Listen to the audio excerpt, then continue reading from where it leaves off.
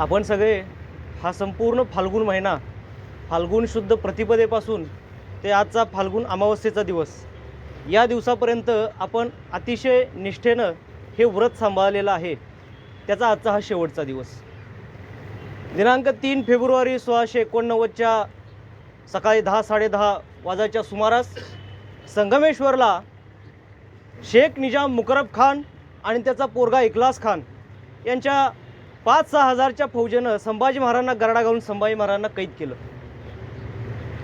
तिथून 320 ते 345 किलोमीटरचं साधारण अंतर कापून ते तत्कालीन बहादूरगड, जो आजचा धर्मवीरगड म्हणून ओळखला जातो, श्रीगोंदा तालुक्यातला, तिथं औरंगजेब होता. औरंगजेबाच्या समोर संभाजी महाराजांना पेश केलं.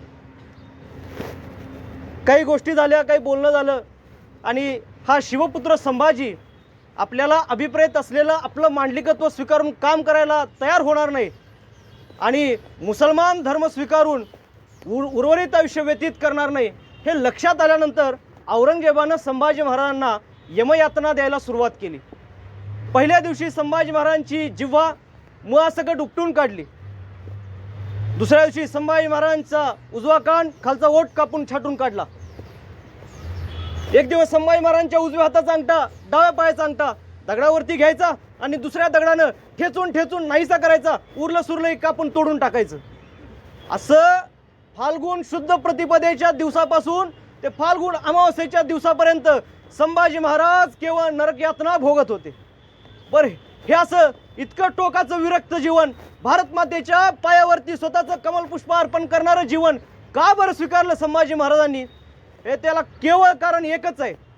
संभाजी महाराज म्हणायचे, राजश्री आबासाहेबांस जे जे संकल्पीस तेच करणे आम्हा सागत्य.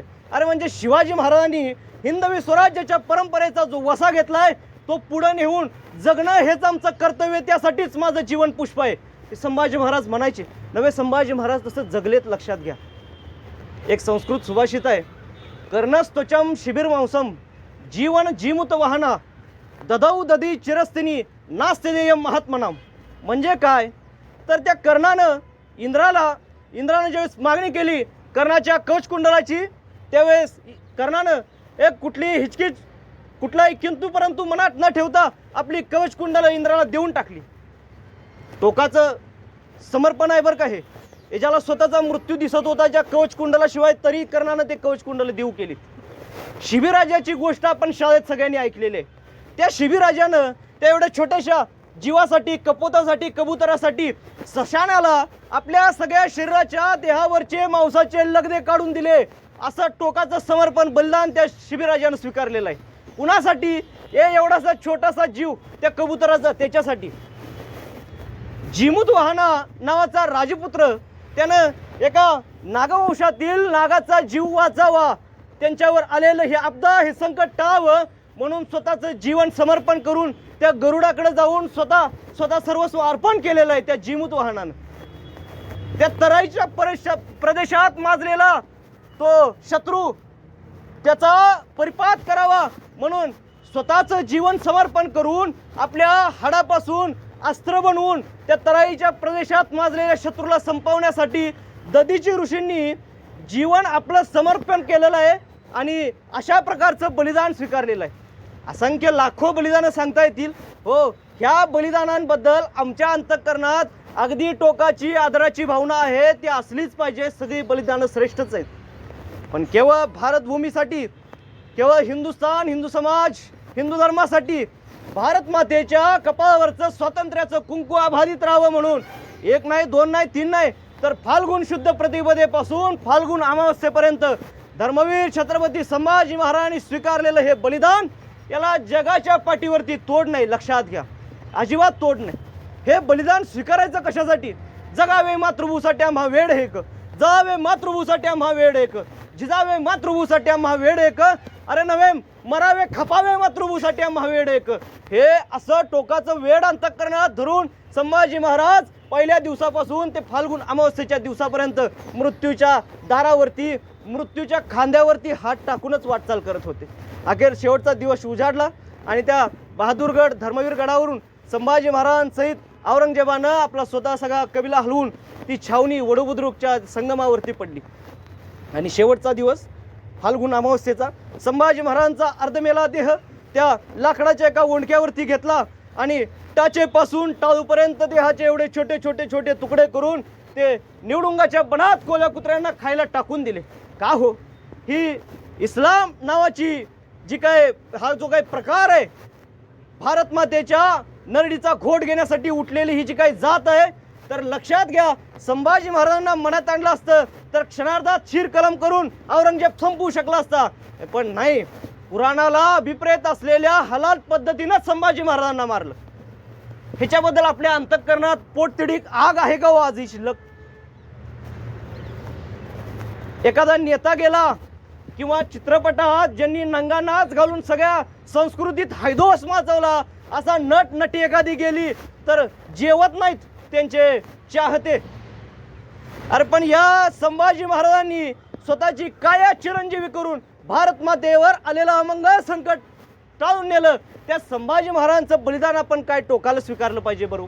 औरंगजेबाला केवळ एवढंच वाटत होतं की संभाजी संपला म्हणजे दख्खन संपली. अरे आतापर्यंत आम्ही कित्येक सुभेदार दख्खनवर पाठवले, आमचे शहाजाद्या आणि कित्येक सरदारांसहित कुणालाही यश आलं नाही. पण 7-7.5 लाखाची फौज घेऊन आम्ही आलो. संभाजी संपवला, ना राजा ना सेनापती ना कारभार काही शिल्लक नाही. हिंदवी स्वराज्य टिकतच नाही त्याला वाटलं. इंद्रानं सुद्धा असंच एकदा केलं तर इंद्रानं तळ्यात असणाऱ्या भूतलावरच्या राजहंसांना निरोप पाठवून दिला होता की अरे तुम्ही सगळ्यांनी निघून स्वर्गातल्या माझ्या तलावात यावं आणि स्वर्गाची शोभा वाढवावी. तसं जर कराल तर तुम्हाला इच्छित जे जे काय असेल ते मी तुम्हाला द्यायला तयार आहे. पण ते राजहंसांनी मान्य केलं नाही. शेवटी त्या इंद्राचा दूत निरोप घेऊन आला, न याल तर तुमच्या सगळ्यांच्या देहाच्या चिंधड्या उडवू आणि रक्तानं तुम्ही ज्या तलावात राहताय ते लालबुंद सगळं रक्त होऊन जाईल. अजूनही वेळ गेलेला नाही, सगळे निघून या. त्या राजहंसानी त्या इंद्राला एक निरोप पाठवला होता. काय निरोप पाठवला बरं? अरे तुमच्या इंद्राला जाऊन सांगा आम्ही येत नाही म्हणून आमच्या देहाच्या छिद्र्या उडवून आम्हाला नरकलोक तू दाखवू शकतोस, पण लक्षात घे, शीर आणि नीर हे वेगळं करण्याची आमची वृत्ती, दूध आणि पाणी हे वेगळं करण्याची आमची वृत्ती तू आमच्यापासून हिसकावून घेऊ शकत नाहीस. अरे संभाजी महाराज संपवले, पण आमच्या अंतःकरणात आज ही संभाजी महाराजांच्या वडूच्या चितेची आग धगधगते आणि त्यातून केवळ संभाजी महाराजांना अपेक्षित असलेल्या हिंदवी स्वराज्याच्या दिशेनं केवळ या समाजात आपण म्हणजे श्री शिवप्रतिष्ठान हिंदुस्थान आपण वाटचाल करतो आहोत. आपण जे हे काम करतो आहोत, हे काम भगवंताने दुसरं कुणालाही सुचवलेलं नाही, ते केवळ आपल्याला सुचवले. आपण संबंध समाजात ठिकठिकाणी संभाजी महाराजांचा हा बलिदान सुतक म्हणून पाळून ते उत्पन्न करतो आहोत. कारण संभाजी महाराजांच्या ठाई ते हिंदवी स्वराज्याच्या पायी समर्पण देण्याची वृत्ती होती. सुखम वा यदि दुःखम, प्रियम वा यदि अप्रियम, प्राप्तम उपासितम परी हृदय न पराजितम. अरे कुठलाही प्रकार असू द्या, त्याच्यात हृदय पराजित करून आम्ही हिंदू धर्म सोडण्याचं काम कुठल्याही क्षणाला करणार नाही, ही संभाजी महाराजांची वृत्ती ध्यानात घेता आजचा जो शेवटचा दिवस, या दिवशी संभाजी महाराजांच्या देहाचे चिन्ह विचिन्ह तुकडे करून कोल्या कुत्र्यांना खायला टाकून दिले. संभाजी महाराजांच्या मस्तकातलं मेंदूमांस करून बालाच्या फळावरती लावून ज्या महाराष्ट्रातल्या शहरात मुघली ठाणी हे तिथं सगळीकडं संभाजी महाराजांच्या त्या शिराची यात्रा काढली आणि सगळीकडे दहशत पसरवण्याचा एक ते द्योतक उत्पन्न केलं. ते संभाजी महाराजांचं मस्तक उत्तरेला गेलं. अरे अशा कित्येक हिंदूंच्या नरवीरांची मस्तकं औरंगजेबानं दिल्लीला जाऊन मोरीच्या तोंडाला बांधली. म्हणजे आंघोळ करून शौच करून येणाऱ्या सांडपाण्याचं जे पाणी जिथून पडतं तिथं अशी मस्तकं लावलेली आहेत. लक्षात घ्या, ही जी वृत्ती आहे औरंगजेब नावाची, हे ती कधी आपला मित्र होऊ शकत नाही. कसा कोंबडी पोटी जन्मे गरुड, कसा भ्याड प्राणी करे घोड दौड, ययाती कसा होऊ शकतो विरक्त, मुसलमान तैसा नसे देशभक्त. हे मुसलमान नावाचं बीज खुडून काढण्यासाठी इस्लामच्या नाशाची भूक असलेला उपक्रम, त्याचं नाव आहे धर्मवीर बलिदान मास. भारत मातेचा संसार उभा करण्याचं सामर्थ्य जे या धर्मवीर बलिदान मासात आहे, ते जगाच्या पाठीवरच्या कुठल्याही ते काय असं की कॉन्फिडन्स वाढवण्यासाठीचे इव्हेंट्स, जगाच्या पाठीवरच्या कुठल्याही तसल्या इव्हेंटमध्ये लाखो रुपये देऊन ते मिळणार नाही. हे सत्य ध्यानात घेता आजच्या दिवशी आपण सगळ्यांनी व्रतस्थ असलं पाहिजे. म्हणजे काय बरं, आपल्या घरचं जर कुणी गेलं तर आपल्याला अन्न गोड लागत नाही, आपल्याला पाणी पिऊ वाटत नाही, अगदी निरीच्छ राहावंसं वाटतं. केवळ त्यांच्या स्मरणात त्यांच्या आठवणीत बुडून अखंड जावं असं वाटतं आपल्याला. आजच्या दिवशी संभाजी महाराज गेलेत. हो, कुणीही जवळ येईल, अगदी मोतीचूर लाडू तोंडात घातले तर हे पाण्याला शिवणार नाही, आज पाण्याला शिवणार नाही असं व्रतस्थ आजच्या अखंड दिवसभर राहून आपण संभाजी महाराजांच्या हे वळवून आणलेल्या ज्वालेला अभिप्रेत असलेलं जीवन आजच्या दिवशी आपण जगूयात. संपूर्ण महिना व्रत म्हणून आपण पाळलेलंच आहे. हे आजच्या दिवशी दिसेल त्याला संभाजी महाराजांचं हे बलिदान पाळायला भाग पाडू. एक जाता जाता फक्त हे किती टोकाला जाऊन पाळायचं आहे बरं ते सांगतो आणि मी थांबतो. भंगेल धरणी शतदा नभ कोसळेल, ग्रहगोल बनवणी ग्रहगोल भग्न बनवणी रविका जळेल, उददी अटेल नगराज विरगळेल, शिव सूर्य पायक परिव्रतना तेजेल. काय बरं याचा अर्थ? अरे म्हणजे मोठा प्रचंड भूकंप येऊन धरणीला अगदी माणसात पडावी तेवढे तडेच्या तडे जातील. संपूर्ण पृथ्वीवरच्या धरणीला म्हणतोय. होईल का? होणार नाही, पण ते एक वेळ होईल. उददी अटेल म्हणजे नद्या सगळ्या आटून जातील, सागर तलाव सगळे आटून जातील, सगळ्या पृथ्वीवरचे म्हणतोय मी. होणार नाही ते, पण एक वेळ होईल. नगराज म्हणजे हिमराज, जो संपूर्ण बर्फानं आच्छादलेला हे त्याच्या उरावरती अंगावरती सर्वांगावरती असलेला सगळा बर्फ विथून व तो नदीरूप होऊन जाईल. हे होणार नाही, पण एक वेळ होईल. सूर्य काय, सगळे तारे काय, आकाश गंगा सगळी उलती पालती होऊन कोसळून खाली पडेल. पडेल का? एक वेळ पडेल. पडणार नाही, पण एक वेळ पडेल. हे सगळं अनपेक्षित असं अनैसर्गिक कृत्य सगळीकडे होईल, पण लक्षात घ्या शिव सूर्य पायक परिव्रतना तेजेल. हे सगळं जे होणार नाही ते सुद्धा होईल, एक वेळ होईल.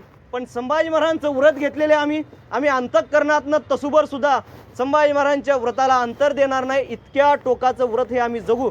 नैनम छिंदंती शस्त्रानी नैनम दहती पावका. अरे जो शस्त्रानं तोडला जाणार नाही, जो पाण्यात भिजवला जाणार नाही, हे जो जाळला पेटवला जाणार नाही, असा संभाजी महाराजांचा चिरंजीवी आत्मा, ती चिरंजीवी काया, हे केवळ त्यांना अभिप्रेत असंच काम करण्यासाठी आमचा जन्म आहे. हे आपण सगळे चित्तात ठेवूया आणि आजचा हा दिवस सगळे व्रत म्हणून पाहूया.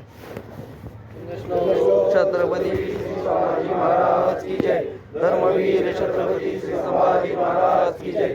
भारत माता की जय. हिंदू धर्म की जय.